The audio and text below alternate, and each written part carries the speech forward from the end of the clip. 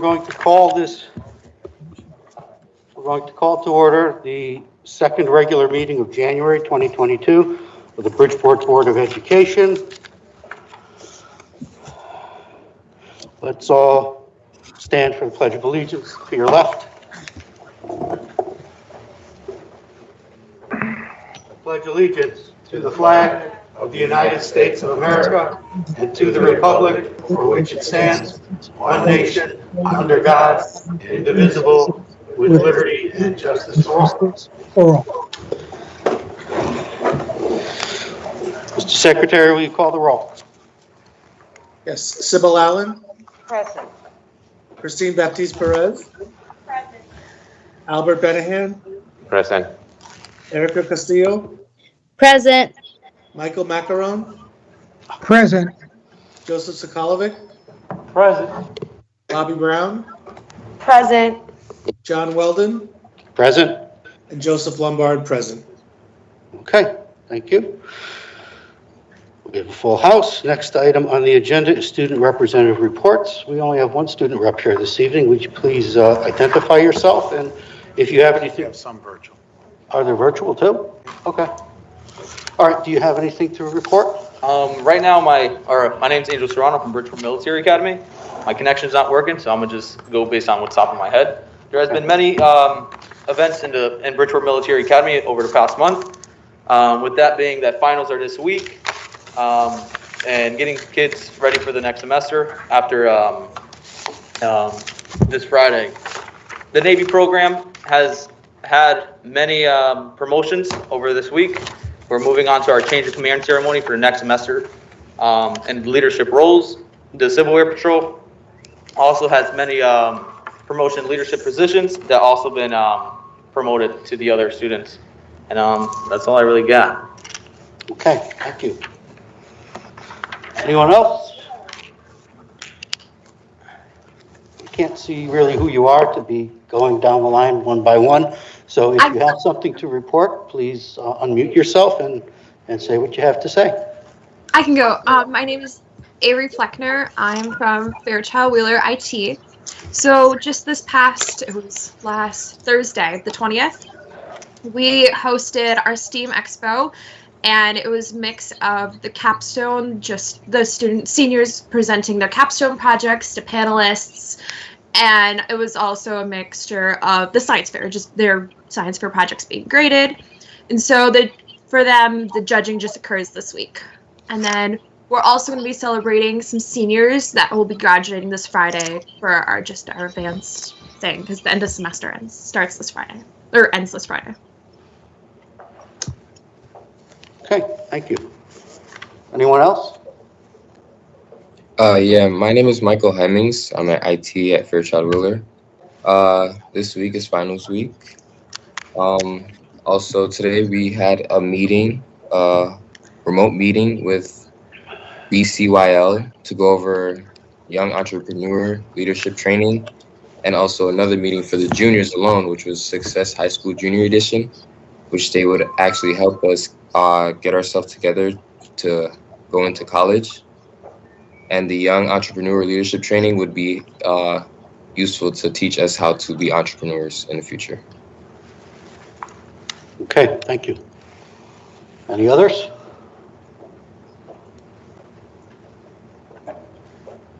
Good night. Hello? What? Charmaine? Okay. I think you're muted. I'm sorry about that. Good That's night. okay. My name is Sherman Elliott from Harding. And last Friday, Harding hosted their first debate since COVID between Central and Harding. The goal was to bring students from different schools together to support each other and help build the debate program across our schools. Thank you. Okay, thank you. Very nice. Anyone else? I think that's it. Okay. Okay, well, thank you all for being here. We're going to move into public comment. We typically limit to 15 people, but there's only 17 people signed up. So does somebody want to make a motion to suspend the rules to hear the full 17 speakers? Second. Made by Ms. Baptiste Perez, second by Ms. Brown. All in favor? Aye.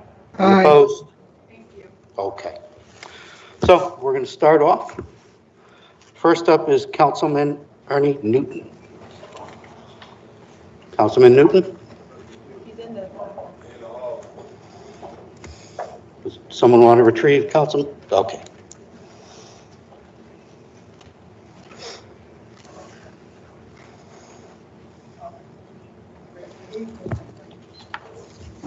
Good evening. Can Steve Nelson come up here? Because you did? Okay. Good evening, ladies and gentlemen of the Board of Education, Mr. President, Mr. Chairman. I'm here today to support someone that you all know in this room. Someone who has demonstrated as a person that cares about our children. Now, I'm a product of Harding High School, and I can remember John Lewis, Charlie Bentley, who went beyond the call of duty when it came to their children. I've seen the coach, Eddie, do things in this city that we haven't seen in a long time. When I was young at Harding, our teachers would go to our house, knew our parents. That gentleman right there knows the children and he knows the parents. And he's not afraid to keep our children in line.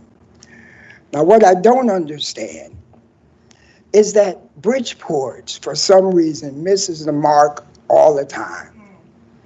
Show you one. Where's John at? Ramos.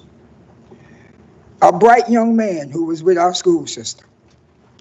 Guess where he's at today? Bunnell. Helping those children succeed in life. When we have people that have ordinary skills, black and brown, because that's what this city is made up of, we need to hold on to them.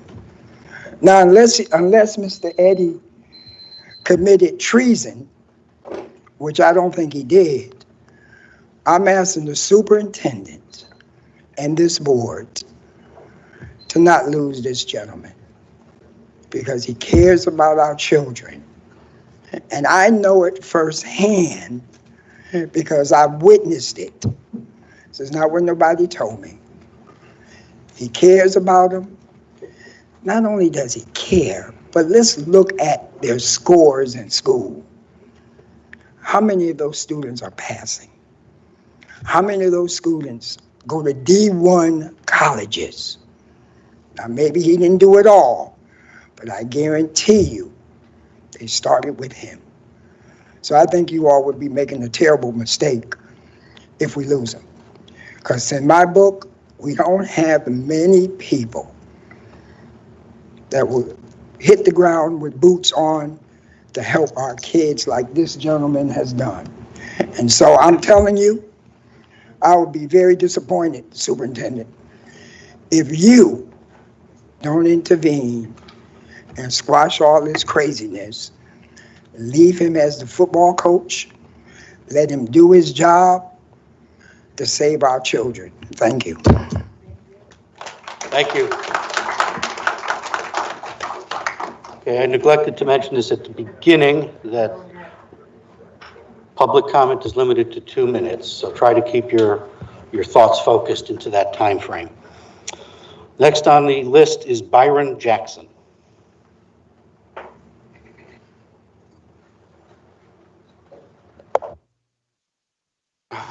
Good evening to the board. My name is Byron Jackson, Harding alumni, class of 2008, Hudson University alumni, class of 2014, graduated with an MBA and a bachelor's in hospitality and tourism.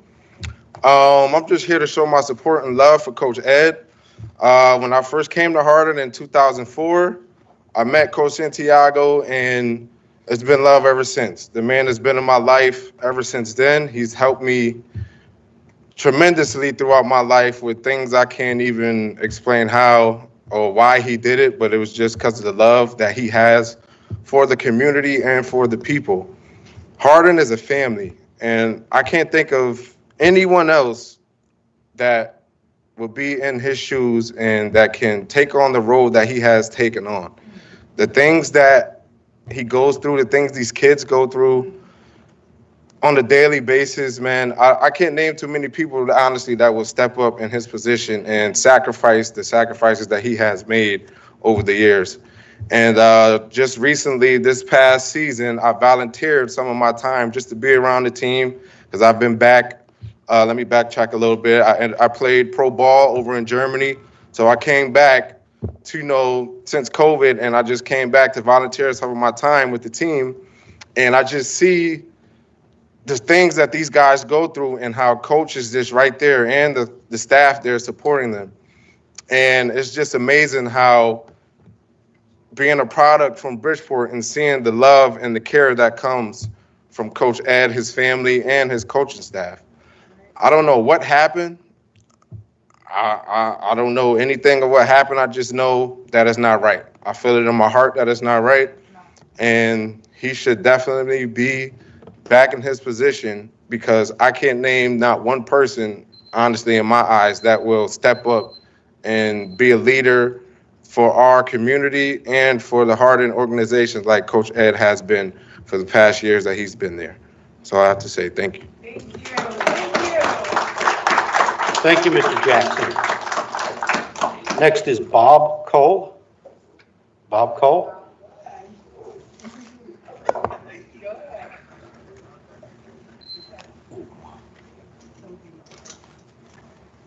I just want to start by saying, I'm Bob Cole. I coached football at Harding for a total of 27 years. And the last 10 were as a head coach. And I had the privilege of coaching many of the young people in this room. And Eddie Santiago was one of those outstanding young men. So I wanted to start by telling you that and why I'm here.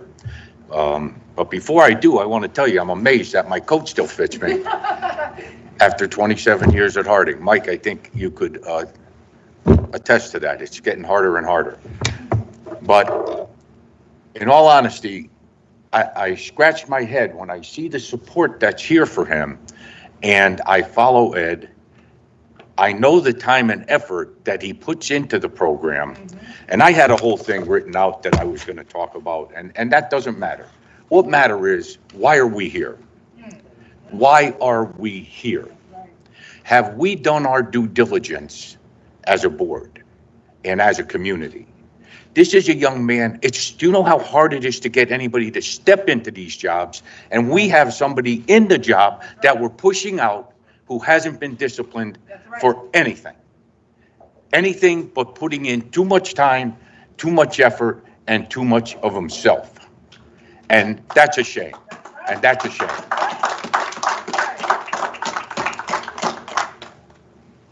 I just want to say, there has to be compromise. And I know Eddie, and I know him well. And you can't go from here to the floor. What's in the middle? Is there a progressive step we can make? Have we done our mentoring and our tutoring to make him a better coach, if in fact he needs to be, which I'm not sure that's the case. But when do we help Eddie? Because all he's done is help this community. And I'm going to leave you with, that's the way I feel. Once a president, always a president. Let's go. Thank you, Mr. Cole. Mario York? York Mario? Yes, sir. The other way around? Yes. All your life, huh? All my life. Mr. Testani, how are you? I'm going to jump on Coach Cole's coattails here and just, I can't even believe we're here. I've known this boy for 30 years. I was his wrestling coach at Harding High School. I was his health teacher at Harding High School. It's an honor and a pleasure to know this guy. I love him like he's one of my sons. Like if I had a son, he would be. It's unbelievable. I can't even believe we're here. If you go through what he's done for this community, you should be embarrassed for hiring him. He's putting kids through college. They're getting accepted into Division I colleges on scholarships. He's got over 75 kids he's gotten into college. And what are we here to do? We're here to educate. We're here to guide these kids. He would give his life for any of these kids. I had him as a wrestler and a student in my classes. I can't say anything but positive things about this boy. And when I heard this happen, I thought it was a joke. You're going to fire this guy? When you think of Bridgeport athletics and Bridgeport academics, I think of him. He's in the community. He's doing all kinds of stuff for these boys. He's keeping them off the streets. He's keeping them out of gangs. He's keeping them off drugs. He's giving them a place to go. They have something to own up to. They have a feeling of pride. They're part of something. I've never ever. I couldn't believe that they were doing this to him. He didn't. What did he do? Maybe he's a little rough around the edges. Maybe he doesn't. Maybe he doesn't take orders all that well. Neither do I. Mike can attest to that. Bob Cole, who hired me to coach wrestling, could attest to that. You don't want to be pushed around, but oh my God, the kid's awesome. He's an awesome kid, and to fire him because of whatever, I don't even know what the reasons are. Are there any reasons that they fired him? What were the reasons? Let's get some reasons out there. Was he insubordinate? Did he hit somebody? Was there some kind of other issue? So I tell you right now, people, we got to get him back in that job. That's all there is to it. And I was going to read my little thing about it. Came from here. So. Thank you, Mr. Mario. Hector Reyes. Hector Reyes?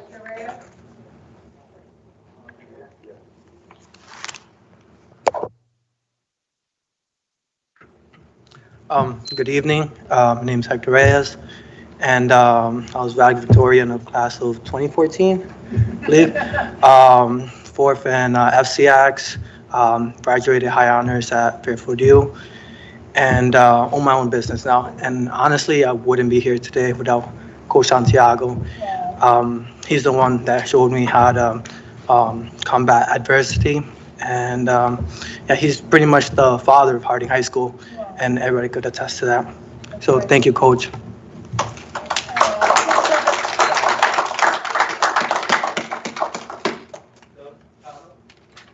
Doug Cotto? Good evening, board. My name is Doug Cotto. I'm an assistant coach under Coach Santiago for the past 4 years. And honestly, there's no one else that I would stand behind and advocate for than Coach Santiago. This is not about drawing up plays and leading touchdown drives, even though he's damn good at doing that. But with all the negativity that we have in our world right now, a lot of distractions that our kids are seeing that are leading them down the wrong path, we are striving to look for leaders and role models in our communities. And we have one of the best right here in Bridgeport's own Coach Santiago. In working with Coach, I've seen him in all types of capacities, and some of the things that need to be highlighted is, when some of these kids, and it's not just Harding kids, it's Central kids, Bassett kids, anywhere through Bridgeport, if they don't have a place to stay, Coach's door is always open. If they don't have food to eat, Coach's kitchen is always open. When they need a shoulder to cry on, he is there ready and willing to shoulder that load. And that is not in the job description. And again, that's for all Bridgeport kids. That is not strictly for Harding High School kids. A lot of people will sit there and boast on his accolades. He's won conference titles. He's taken teams to the playoffs. He's on a 7-game Thanksgiving Day streak. And yet his best wins are the ones of sending kids to college, having kids go into the military, become outstanding members of our community, and become outstanding husbands and fathers. It would be a travesty to lose an amazing resource in Coach Santiago. And so I implore this board, take a long, hard look at what's going on here and make the right decision. Make the right decision for the kids, make the right decision for Harding, and most of all, make the right decision for all of Bridgeport. we need to reinstate Coach Santiago.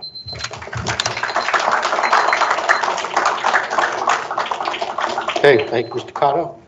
The Reverend D. Stanley Lord.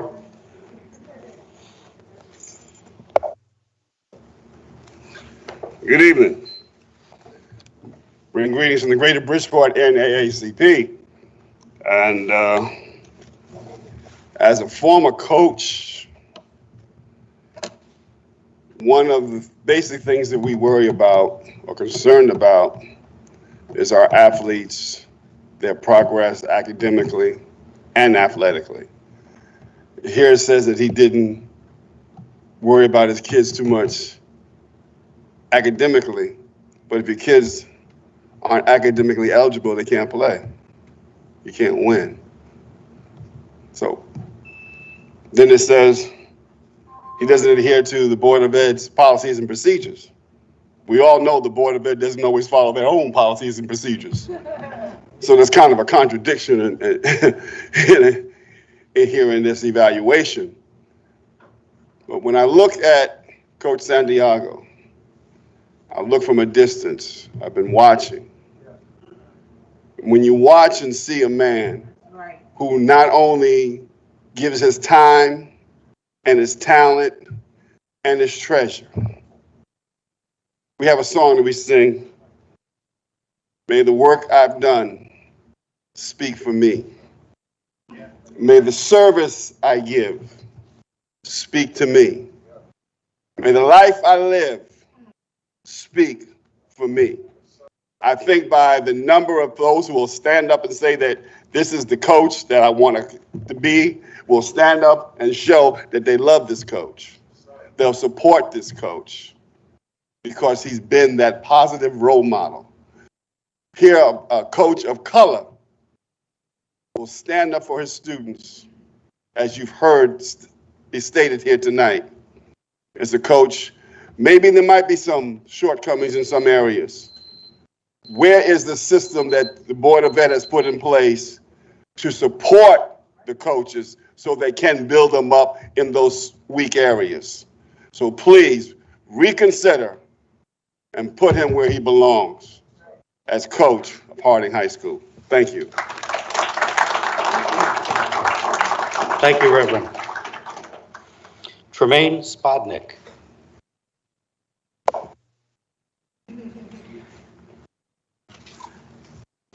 Good evening, ladies and gentlemen. I also had a speech that I wanted to read out, but I absolutely want to speak this from my heart. Because not only am I a Harding graduate, Eddie's been my best friend ever since we were like 17, 15. He's 15, I was 17. Met this kid in the gym, in the bathroom, talking about wrestling. And I laughed at him. Little scrawny kid, only 96 pounds. The heart that he has on his chest is unbelievably strong. I remember when he took the job as a head coach from Jack Cochran, and he looked at me and he said, Tremaine, I don't know how I'm going to do this. I'm not going to have a day off until after wrestling season is done. Not only does he have his son to coach, but he takes on all these children every single day. I've been to his house numerous of times. He slept at my house. I sleep at his house. We are like this. That is my blood. And for you to fire him, I'm shaking right now. I don't understand what better coach do you want. I don't know. Because if you cut that off, I don't know what's going to happen. Thank you. Thank you, Mr. Spodnik. Giovanni Gerard.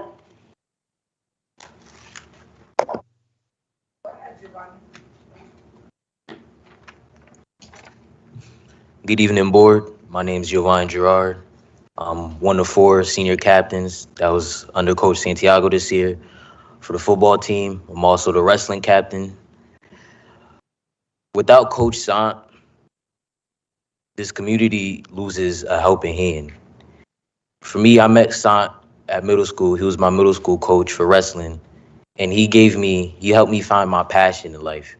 He helped me find a way for me to better myself. without Coach San, I don't know where I would have been. And when I say I could vouch for most of my teammates and say that him and the rest of the coaches, we looked at them as father figures. They was always there for us. You can't ask for a better coach who relates to you, who understands where you come from. Most of us, we don't come from nothing. So for him to give us these opportunities that most kids can't say they ever gotten. And there's nothing that we can, there's nothing I could say to truly say how thankful I am and grateful that we are for that. So thank you. Thank you, Mr. Gerard. Terrence, and I'm sorry I can't read this last name, is it Carter? Please feel free to correct me.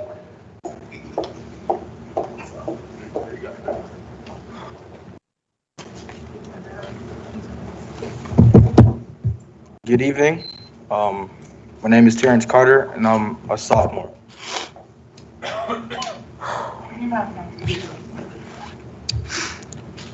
There's a lot I want to say, but since time is short, I'll keep it short. Coach Santiago does not just coach football. He teaches young men how to be an adult. I could tell you about all his accomplishments over the years, but I'm pretty sure everyone in this room knows how good he is at what he does. But I want to talk to you about what he's done for me. Ever since Mr. Ramos told me to switch schools from my elementary school, Coach Santiago's taken me under his wing and had my back ever since. Dealing with problems at home, Coach helped me through everything, and the best advice he's given me is no matter how much adversity you face, you can never give up on yourself. He's taught me how to be a better man, and he's opened up so many opportunities for me I've never seen in my life. Coach Santiago has never asked anything from his community. So I ask as the community to reinstate him as head coach of our football program so he can continue and inspire young men like me in our city like me. Thank you. Thank you, Mr. Carter. Dante Dix.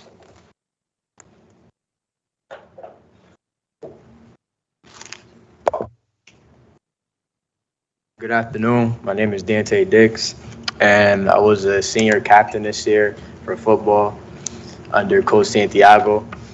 I don't know where to start. Coach Santiago is like a father to me. It's like without him, I wouldn't be where I'm at today. So Coach Santiago helped me get my first football offer, and I don't even know what I would do without that. He helped me he showed me how I could do something with my life. He showed every athlete on that team that we could be something. And Coach San always had an open door. Like, I don't know where I would be. I'd probably be on the street somewhere doing something dumb, but Coach San helped me. He showed me the right path. And without him, I don't know where I'd be at. I'm just thankful for him. And he helped me get into multiple schools. Like, I got into West Virginia, all of that. And without him, none of that would be possible. Without him believing in me, I wouldn't even believe in myself. And I love him for that. Love you, Coach.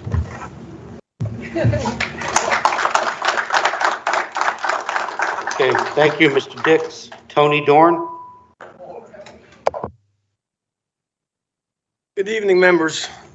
Tony Dorn, I've been involved with the Harding High School for 10 years with Coach Eddie as their staff photographer and actually as a donator as well. I believe in Eddie a lot, and I think that gentleman's postcard right there says it all. He's more than just a coach, he's family. And everybody in this room can't figure out why he's got fired. It's not public information, can't figure it out. What does it take to get him back? What happened? Does somebody not know the love everybody has for him, what a great coach he is? Is that person who fired him here so they can hear this and see this with their own eyes? Because it's so obvious that he's respected, he's loved, he's doing the right thing, he's from the community, he knows these kids, he's lived with these kids lived, and he's connected. So what is it? Is it something that maybe a clerical issue that just got out of hand and somebody didn't know how to deal with it and just fired him? So you're the board, and I hope you find out, and maybe we can resurrect this. Maybe we can walk back a couple steps and entertain where this happened and get back to the drawing board and just communicate. Try to get another coach what he does. Look at Central. How's that working out for them? It's very hard to restart a program. I've been at that program, the worst field in Connecticut, when there was barely 25 kids playing. 10 years later, with John and Eddie, they build a program. There's kids, there's 50, 60 kids, and I know that because I buy pizza every single time out there. There's stands with parents out there watching them all over again, like it used to be. We're going to start over again?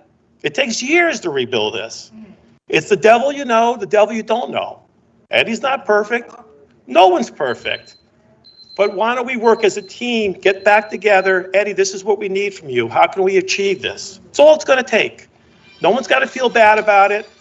And I hope that's how we tackle it. Thank you for your time. Thank you, Mr. Dorn. Tony Barr. Tony Barr? Tony Barr. I guess that was perfect. I'm on the phone, so we'll make this crystal clear here. I'm going to be real clear, okay? My name is Tony Barr, to you youngsters here. I spent 21 and a half years in federal penitentiary for doing everything wrong. You have a good man there that I met when I came home, trying to do everything right to make sure you don't do what I did, okay? Or get to where I get to, or go to the grave as a kid, a youngster. He's going to be reinstated. You got to worry about that part. Went to school with Mr. Testani. Call him a friend to a degree. If you don't get this right, we're not friends no more. You two up in front. If you don't get this right in my community, where they'll have very few leadership, the people that look just like them, that can learn better. Your studies say these things, that if the person look like the person, they learn better, okay? He's been teaching them. I had the opportunity to interact with him. I see what he's been doing in this community.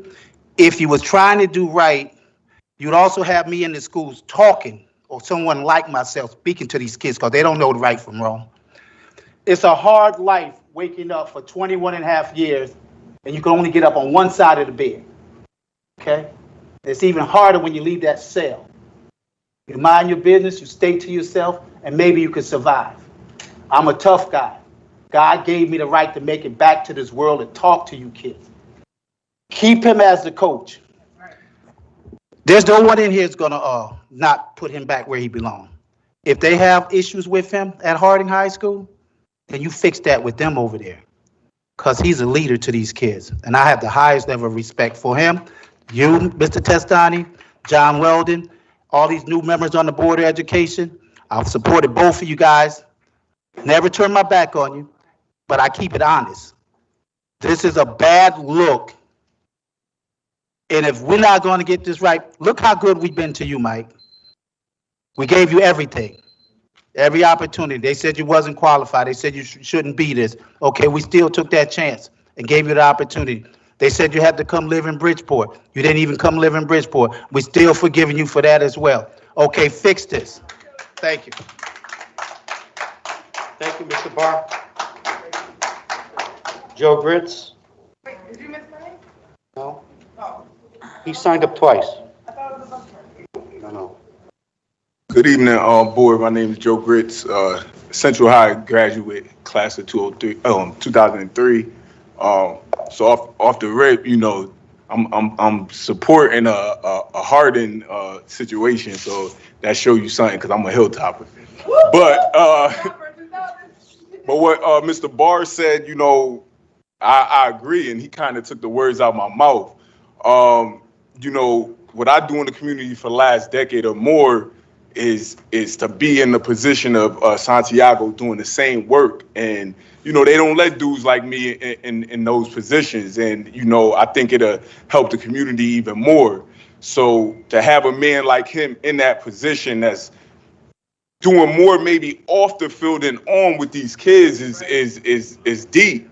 Is deep. And as he said, and not even to make it a racial thing, but these majority black and brown students. Me as a kid, if I could see a black man in a position of power and successful, it rub off on me better to take after his step. No matter how many, you know, others is showing me the way, but they don't relate to me. And they relate to him. And not even personally knowing them on like calling them or anything, the students that I have that I mentor, they always speak a sign. They always, you know, say that's they homie, that's who they go to or help them along the way. And like his friend was saying, having the kids at the house and different things like that, you take him out the system, man, it hurts me because like I said, I want to be in his position. And it's not too many of him in this school system. So you take him out, that's already breaking these students. And when we spoke to the news, I think yesterday, it was a middle school student that was looking forward to being coached by Santiago. So now he's already crushed. Who knows if he goes to another school or what happens?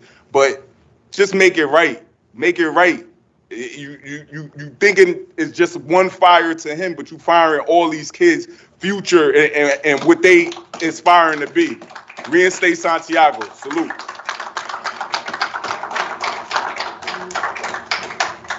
Steve Nelson.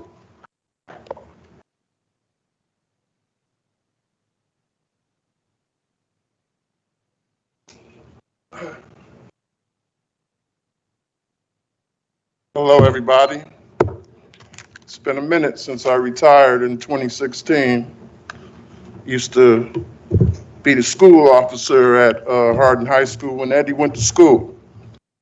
But I'm not here to talk about myself. I'm here to support Coach Santiago. I'm here like everyone else to support the coach. I've known him since he was a student at Hardin High School and I was the officer.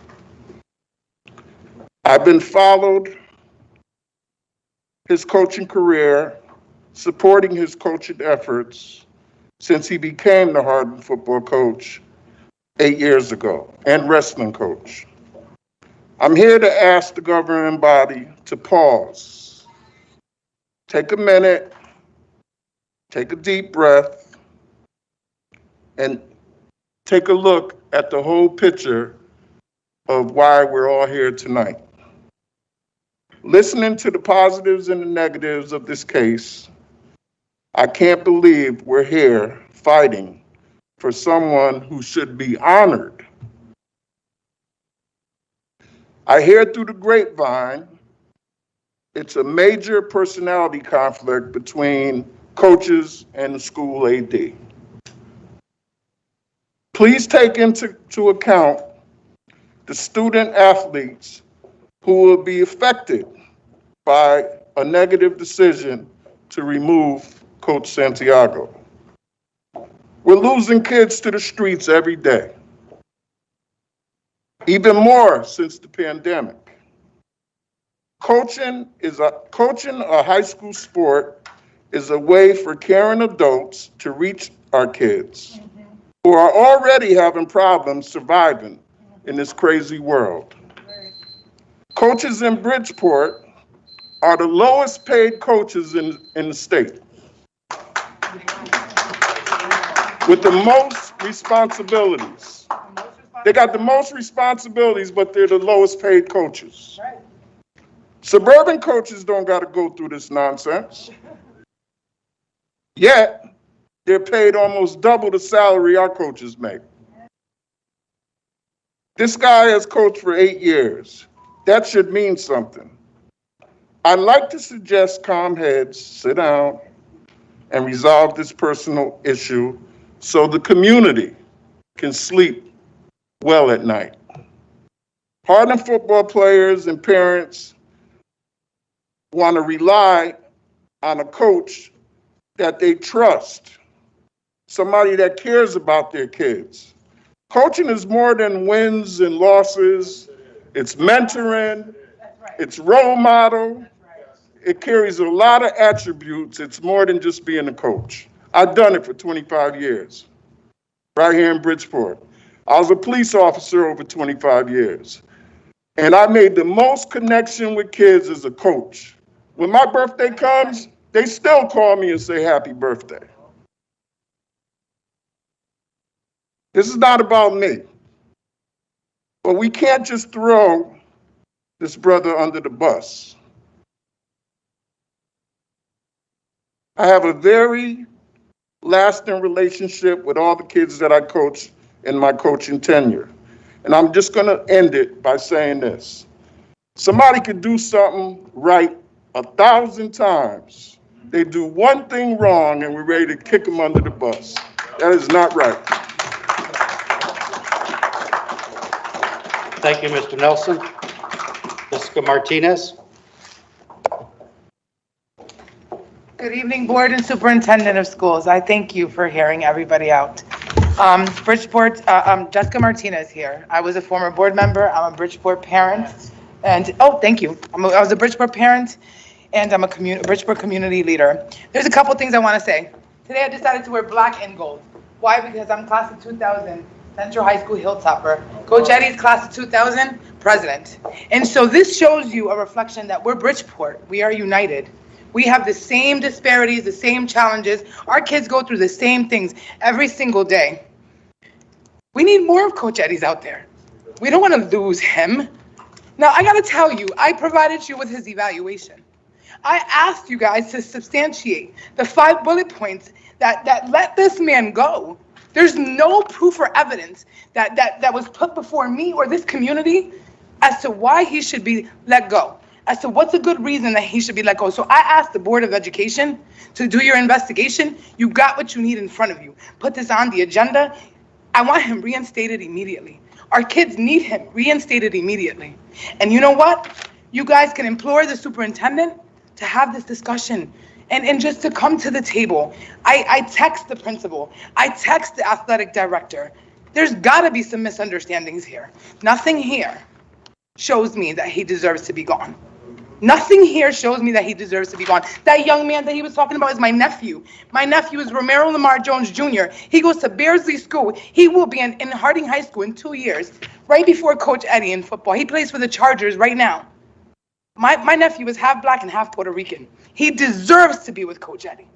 Do you understand me? He deserves to be with Coach Eddie. And if he's not there, my nephew won't be going to Harding. That's all I got to say. But please look at these kids' face. Look at everybody who came out. I'm like so emotional. I'm so proud of Bridgeport. I'm so proud of Bridgeport. Coach Eddie was the coach there for 17 years. He's been the head coach for 8 years. The last 4 years, he's been going through freaking hell. Excuse my French. He's been going through it. Why has he been going through anything for the last 4 years? Why has he hasn't been supported? Support this man. Come beside him and support him. Okay, he hasn't recruited. He hasn't recruited enough Harding High School students. What do you do to help him recruit Harding High School students? What access does he have to the building? Why doesn't he have the access all year round? Because he doesn't. So you got to understand, there's a lot of red tape behind all of this. There's a lot of adult politics and fights behind all of this. And Coach Eddie does not deserve this, but more than anything, the fight's not for him. The fights are for these kids. The fights are for these former kids. That's who this fight's for. And I'm going to tell you right now, we're not going to stop until he's reinstated. Reinstate him immediately, please, and thank you. Thank you, Ms. Martinez. Our final speaker is Kevin Benards.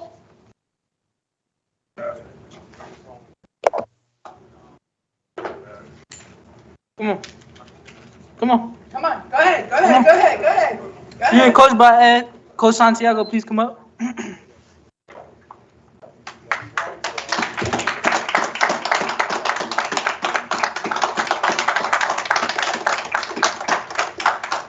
How you doing? I had spoken to y'all before when I was a senior in 2018. I'm a class of 2019. I played football in 2018.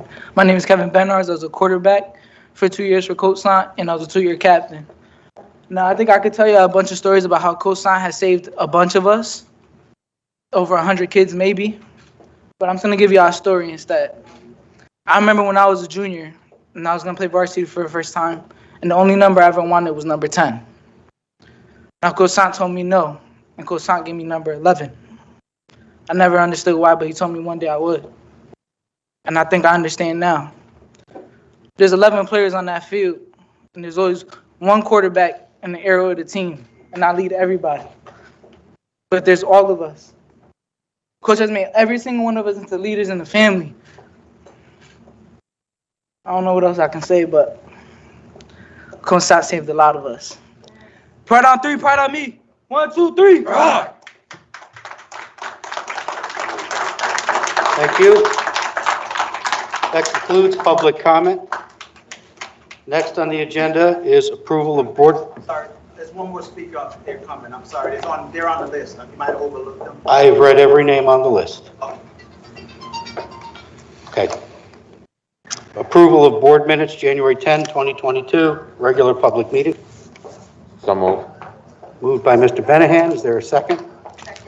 Second by Ms. Castillo. Is there any discussion or edits? All in favor? Aye. Any opposed? Any abstentions? Okay. Chairman's report.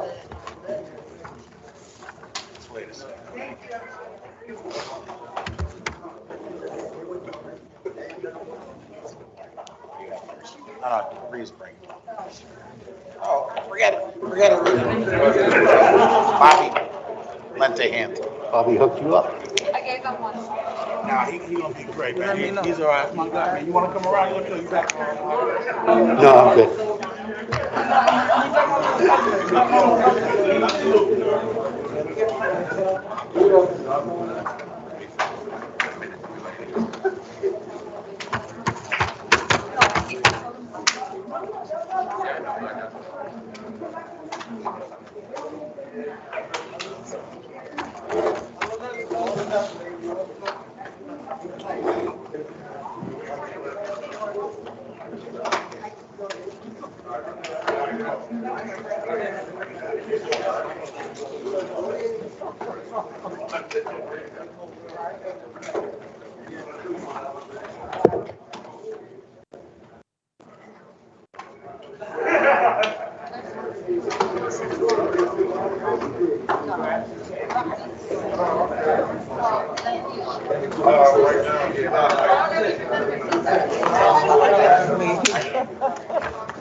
I think they're almost all out.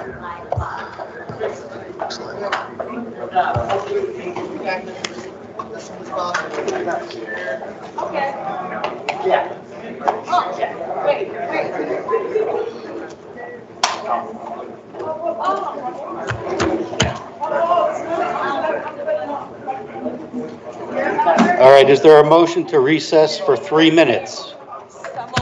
Moved by Ms. Brown. Second by Ms. Allen. All in favor? Aye. Aye.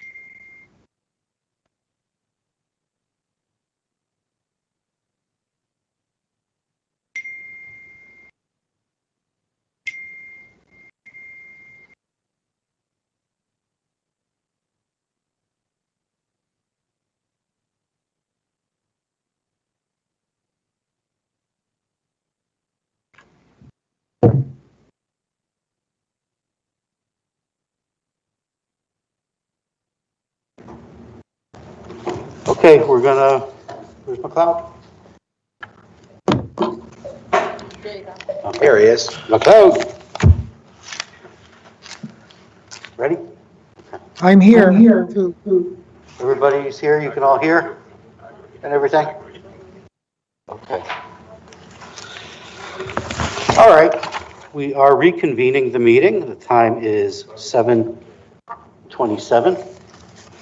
Chairman's report. Found out over the weekend that a career educator of ours passed away recently, over 30 years of service.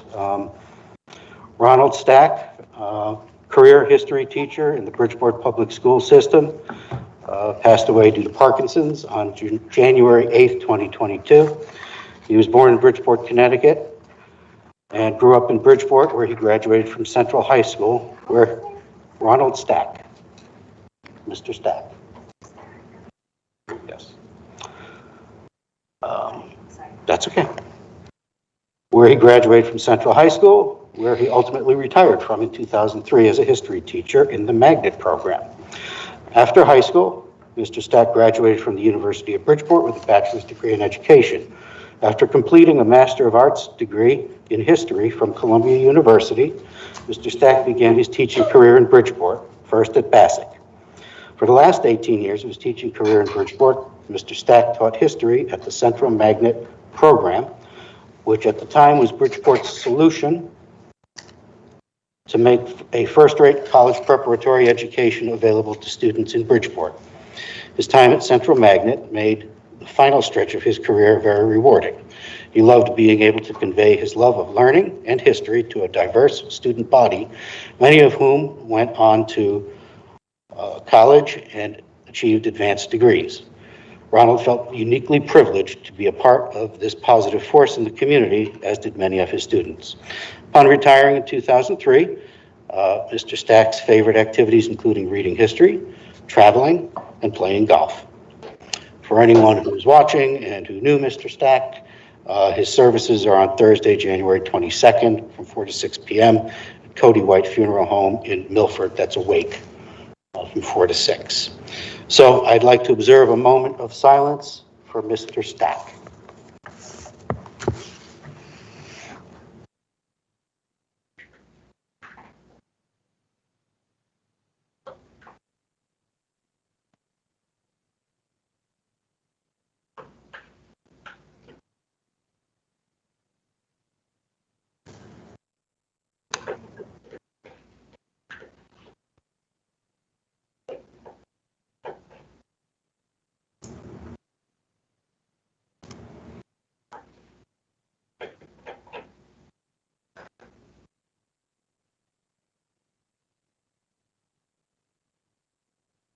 Okay, thank you. And as we customarily do, although it's not a real formal action item, I'd seek a motion that all district flags be lowered to half staff starting tomorrow and to the end of the day on Friday in remembrance of Mr. Stack. Is there a motion to that effect? Moved by Ms. Castillo. Is there a second? second by Ms. Brown. All in favor? Aye. Any opposed? Aye. Any abstentions? Okay. That concludes the chairman's report. Committee reports and referrals, ad hoc district-wide branding initiative, Ms. Brown. Sure. Thank you, Mr. Chair. Our committee met on this month on the 19th at Central High School, 6:30. I would think that we had a really productive hands-on meeting. I want to give a major shout out to Ms. Castillo for getting us on a really smooth track as far as the students submitted their different logos. We were able to graph small information and pieces from it to graft up a potential logo. Mr. Testani will be seeking other individuals to come in to potentially help us build off of there and any branding process moving forward. I'm really excited about that. Thank you, Mr. Benahan and Ms. Castillo as well, and you too, Mr. Weldon. Our next meeting will be February 16th. I believe that is, let me make sure, February 16th is the third Wednesday at 6:30 at Central High School. Are there any referrals? No referrals? Okay. Contracts Committee. I'm scheduling a Contracts Committee with Mr. Pires. We have 2 items. Pires was on vacation the past week, so we'll try to get this in the first week of February.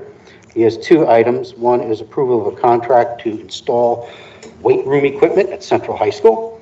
And the other is the approval to issue an RFP for special ed review services. We may also have another additional regarding week transport contract. Are you extending it?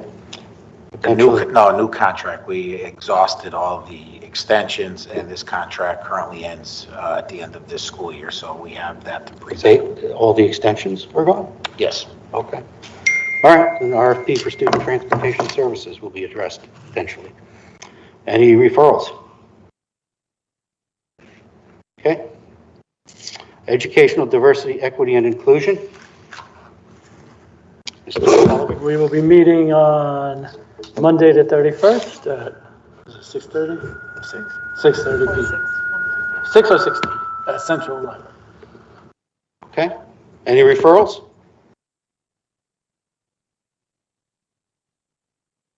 Okay.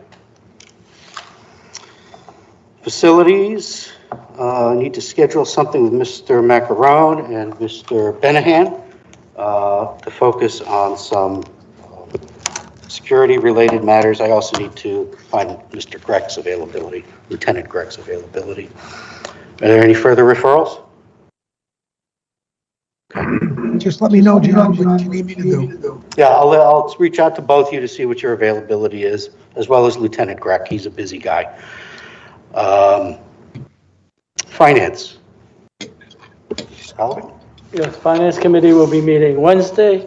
I encourage everybody to come, presenting the first budget request and also some hero funding.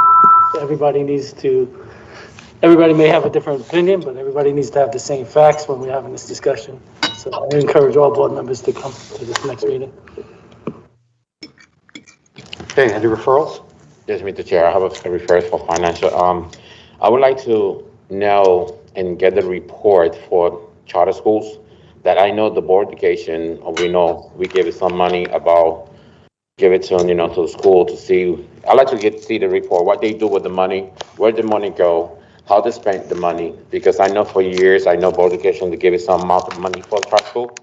So I'd like to know where is that? I never see a report.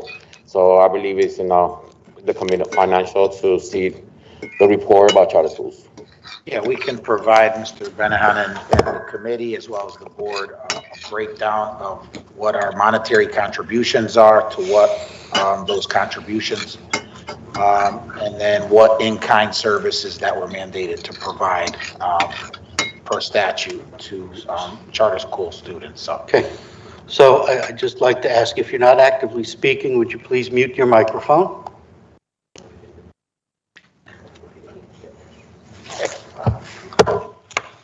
Next, governance will meet on February 10th, 2022.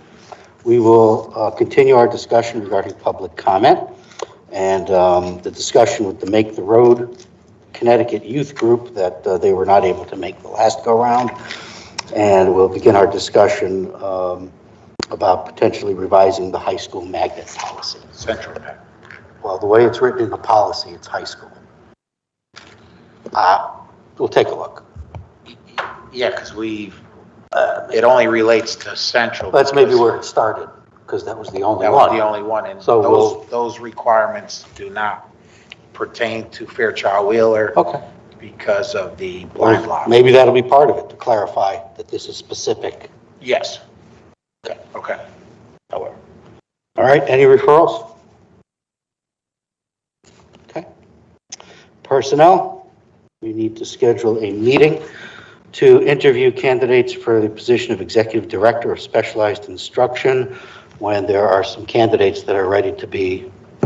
Yes, right now we're looking through the applicants, scheduling the first round of interviews.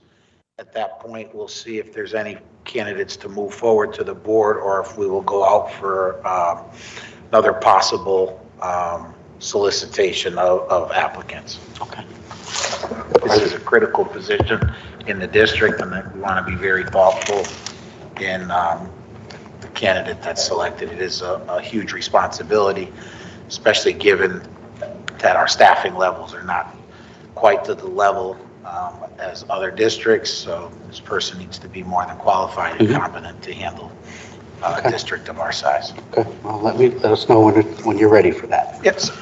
Any referrals to personnel? Okay. Students and families. Students and family, we're gonna meet this January 27 at 6 o'clock on Central High School Library. Okay. Any referrals? Teaching and learning? Yeah, the Teaching and Learning Committee met on Tuesday. We got some very good news out of Special Education Department. We have no open complaints in the state of Connecticut. It's You have what? been a while since no open complaints. Oh. And which is no complaints. It's been quite a while since we had one of those. And also it's good news out of I'm sorry. What is it? Oh man, why I'm blanking, I'm sorry. Give me a minute. The little kids, man.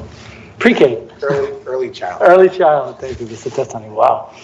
Yeah, also only 5 open slots out of, was it about 900 filled or something like that, Mike? Only 5 unfilled out of the 895. And actually, today we got that number down to 2. Oh, man, that's awesome. And that's also unheard of over the years at this point in time. We've always been struggling to fill all our seats. And kudos to the 2 directors, Dr. Jenkins and Mr. We actually had a parent with 2 children this morning that could fill those potentially open spots, but declined where they are located, so unfortunately. Awesome. And Mr. Young. Kudos to Mr. Young and Ms. Jenkins. Okay. And we'll be meeting Tuesday, the 8th of February, Central Library. Okay. Any referrals? Ms. Baptiste Perez. I have a referral to teaching and learning, discussion of the Elevate Bridgeport. That program in particular has $800,000 of ARP funds already granted to it. And so they're looking to host that program at Bridgeport High School. So I would like to discuss that at the next Sorry, you said committee. 800,000 in what funds? ARP. ARP. Okay. All right. Could you email me exactly what you're looking for, please? Just Baptiste Perez. Thank you. I can give quickly this Baptiste Perez that we have had discussions and given the folks the parameters to operate at Bassick High School, and we still are waiting for the proposal from their side as to what their extended day program would look like. There's been numerous correspondence back and forth, and for the last maybe month or maybe a little bit more, we're just still waiting for that proposal for approval. Okay. Any other referrals? Okay, superintendent's report. Okay, it's going to be brief this evening. Rattling through a little bit of a headache tonight. Big Future Scholarship is the first scholarship offered exclusively by the College Board. I just want to recognize 4 Bridgeport Public School seniors who have been awarded $500 scholarships from the College Board. Felipe Herrera from the Aerospace, Hydrospace Engineering, Physical Science High School. Melanie Olivan from Central High School. Again, a $500 scholarship from the College Board. Sunzita Chowdhury, $500 scholarship from Central High School from the College Board. And Jennifer Tapia Pineda, again from Central High School, $500 scholarship. So these are the first scholarships awarded through the Big Future Scholarship Initiative from the College Board, and 4 of our Bridgeport Public School students have received them. Again, 1 from Aero and Hydrospace Engineering, and 3 from Central High School. So congratulations to those 4 well-deserving students. Brief announcement that I think everyone should be aware of.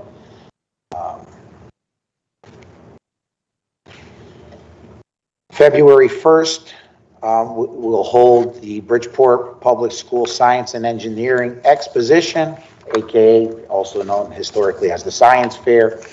Mr. Henry has informed me that due to some COVID restrictions and to the large nature of the displays, and after consulting with Sacred Heart University, they've decided to move it to a safer virtual event. So that information will be dispersed so that folks can view the Science Fair projects.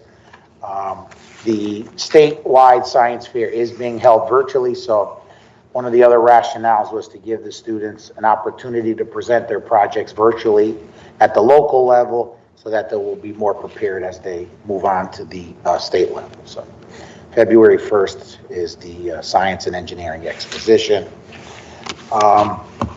Today, the governor, through the CEA, wanted to do a last-minute visit on stop in Bridgeport. I think it was to really promote the CEA's efforts to try to give a broader picture of the teaching and learning environment for staff. So we were at Blackham School today. It was a great event. The governor got to see, talk to and interact with some staff members there, but also some students. There was some media coverage. One of the things that was mentioned was mask mandate. There is expiring executive orders for the governor that will take effect February 15th. One of those is the mask mandate in public schools throughout the state. So obviously he is receiving some pressure across the state from parent groups that would like him to end the mask mandate. I did get the opportunity to address the media on what school districts feel. I can't speak for other superintendents, but just to give you, regardless of how I feel about it personally, I think it's a very difficult decision to make mid-year to remove masks, because there's a lot of factors, as I explained to the folks in the room. My parent may want me to wear a mask in school. Ms. Castillo's mom says, no, you're not wearing a mask. We're in the same classroom. We're 8 or 9 years old. You're my friend. I see you without a mask. My intention is going to be to take my mask off. Who is going to police that? Who is going to then spend all that time, from teachers or from staff, trying to make sure that the kids whose parents want them to wear masks wear them, and those who don't have to wear them. It's a pretty poor predicament to put kids in to make those choices. So I think, as I explained, there's a beginning and an end to a school year. We started the school year with masks mandated. We are almost halfway, a little more than halfway through the year. I think it just makes sense that we end the school year with how we started, and then we can regroup and discuss how that would look like for the 22-23 school year. We wouldn't change rules or regulations. We wouldn't change policies on kids midway through the year. I think it's unfair to put kids in that position where they have to be different than their peers. I think it's hard enough right now. To be honest with you, I don't think that the masks have impacted our students one bit. The kids come to school, they wear their masks, they don't have to be told a million times. I think this is more of a parent-generated concern. I understand everyone has the right to feel the way they feel, but I just don't think it's fair that we put our kids in those predicaments at this time. That's the comments that were made, so I just want you to be aware of that. There is some talk about the possibility of putting it on local school boards to make decisions for their own school districts. I think that's a very difficult decision to be passing along to others. So I do think the governor will maintain the mask mandate throughout the rest of the school year, or at least until later into the school year. I think the numbers have been dropping significantly. We have not seen the cases that we saw prior to the winter break after Thanksgiving and immediately after the break. It seems to be, I don't think it's any secret that the mitigation strategies in schools works. It helps with spread throughout the community. And I think we should stay the course. So I just want to prepare you that this could be something that gets thrown on the board's lap in less than a month, and something that, we'll all have to deal with, and a decision may need to be made by the board itself. But I'm hopeful that the governor sees that the metrics has not changed enough to really impact making a change in decisions that could potentially cause a spike in cases amongst our kids. So, and there was one other thing that just eluded me as we were.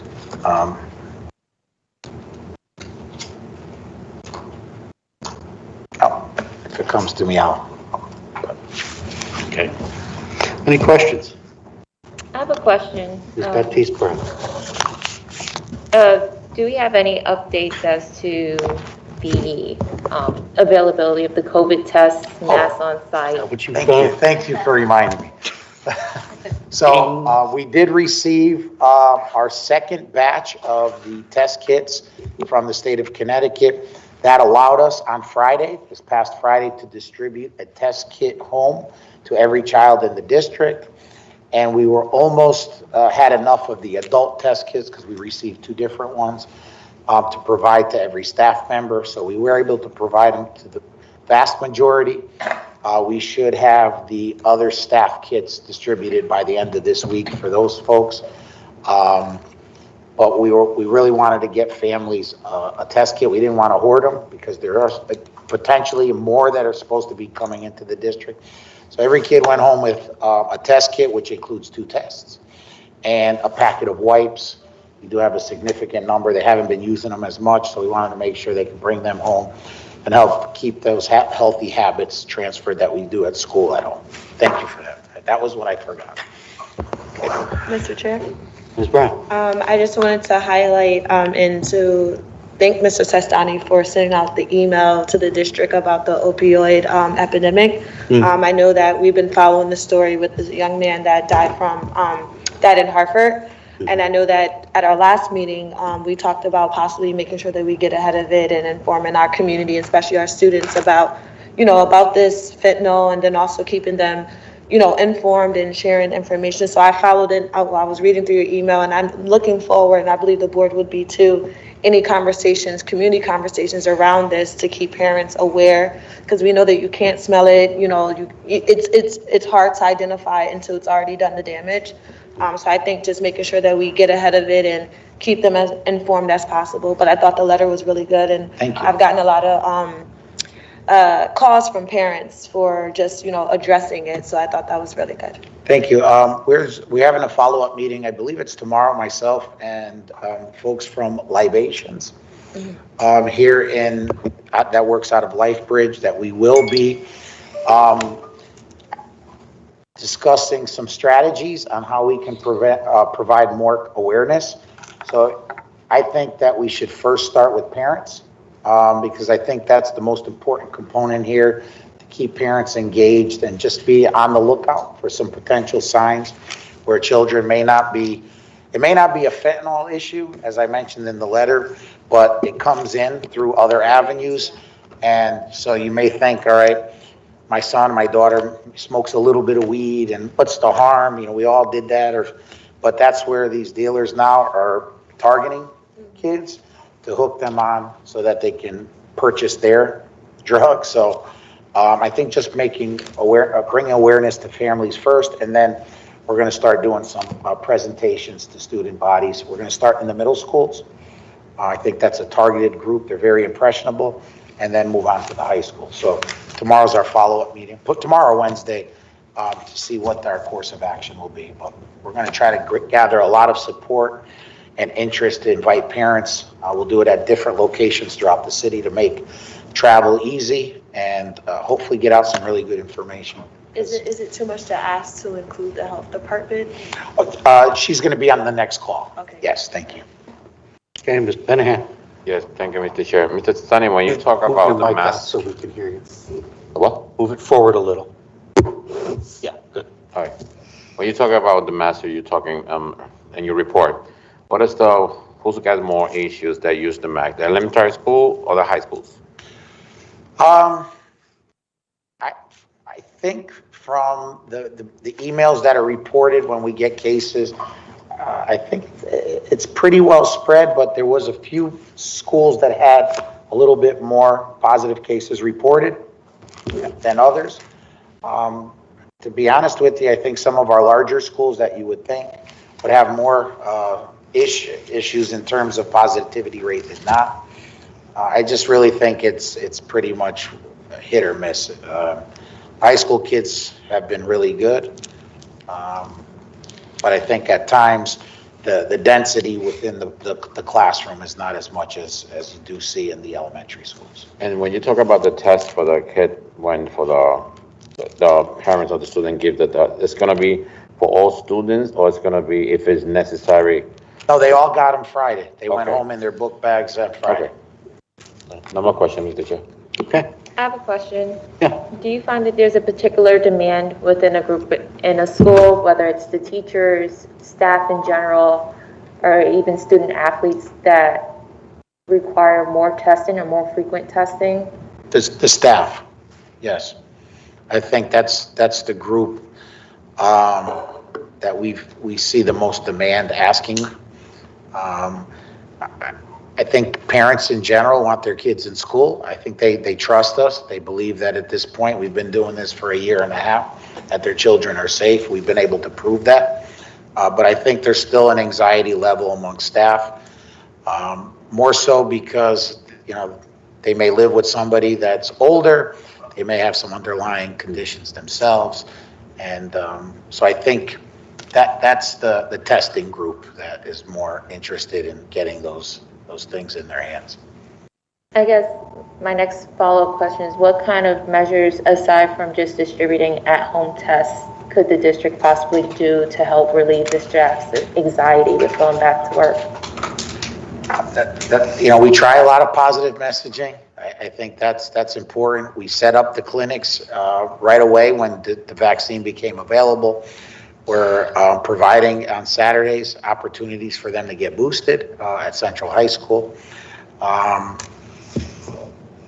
Really, whatever PPE is available, we try to stress that every couple of weeks to make sure that the building administrators, our facilities department is making sure we never run out with the sanitizer, with masks, if they want gloves. We have sneeze guards, plexiglass. I think there was a little bit of a relaxation after the vaccine and at the beginning of the school year, then that heightened level of anxiety. Obviously, the media doesn't help in their reporting of the numbers, but I think as we start to see the numbers decline, I think people are going to feel a little bit more at ease as they come to work. I have a question. Mr. Macaroni? Yes, I'm sorry, colleagues, that I was not able to be there tonight. But I have a question regarding Mr. Santiago's dismissal. Are we going to, what is the next step that we have to take after we heard the 17, 18 people support the Santiago's history as being a real supportive individual for our students?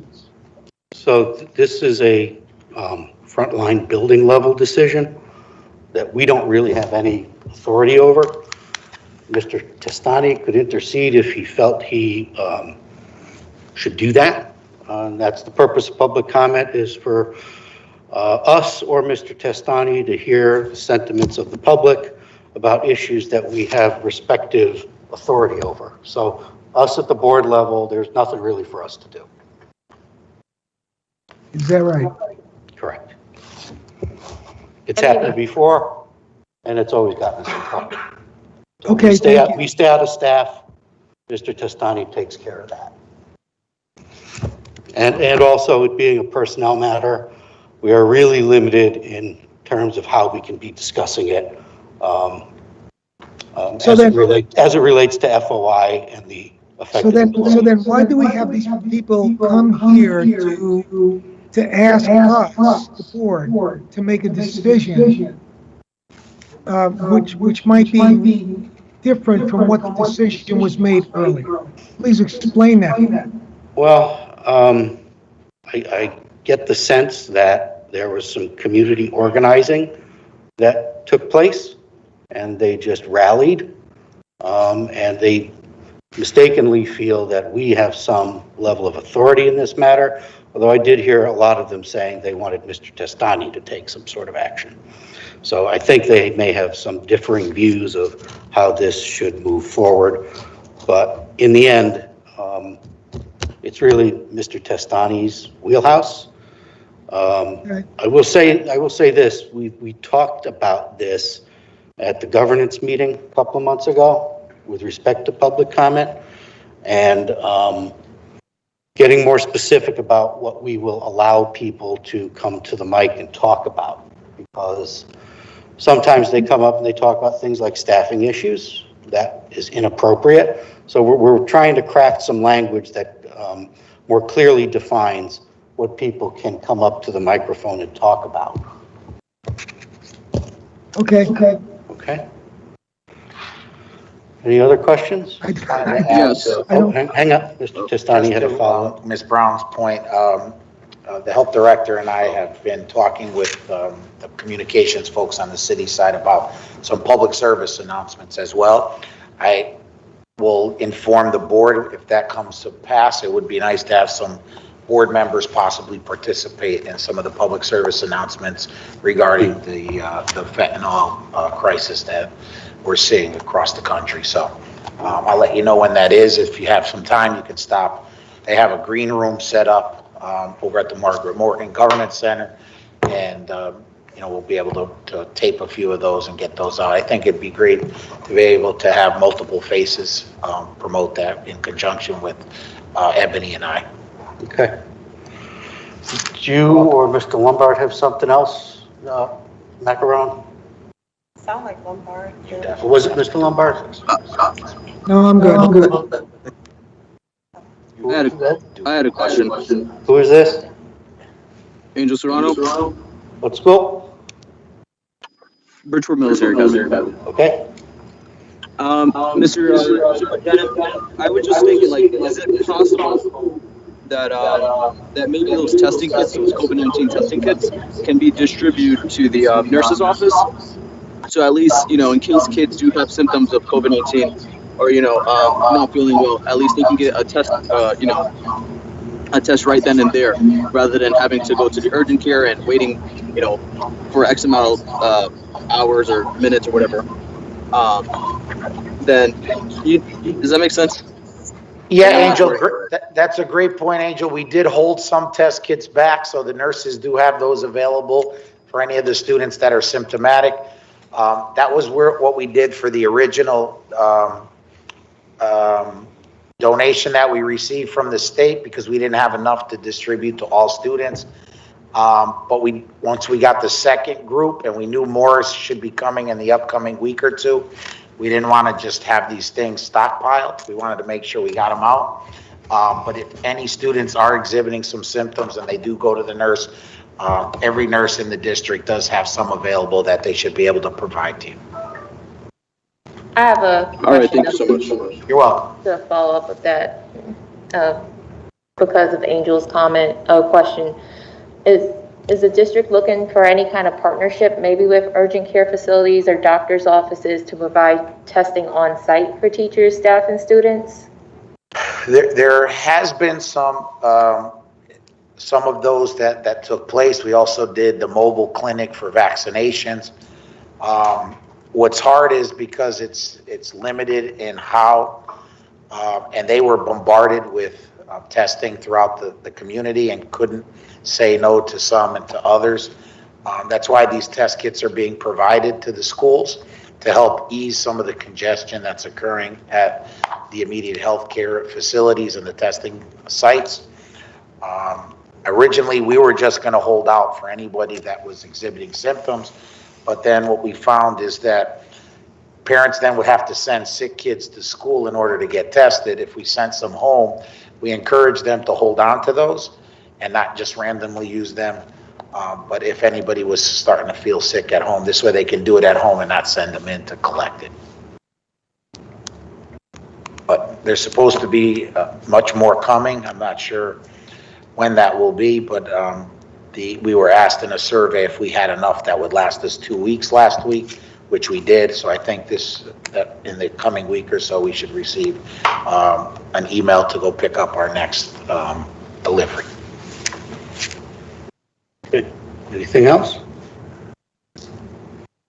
There is no old or new business to be transacted. Is there a motion to adjourn? Moved by Mr. Sokolovic. Is there a second? Second. Second by Ms. Baptiste Perez. All in favor? Aye. Any opposed? Hearing none, so ordered. Time is. Good night.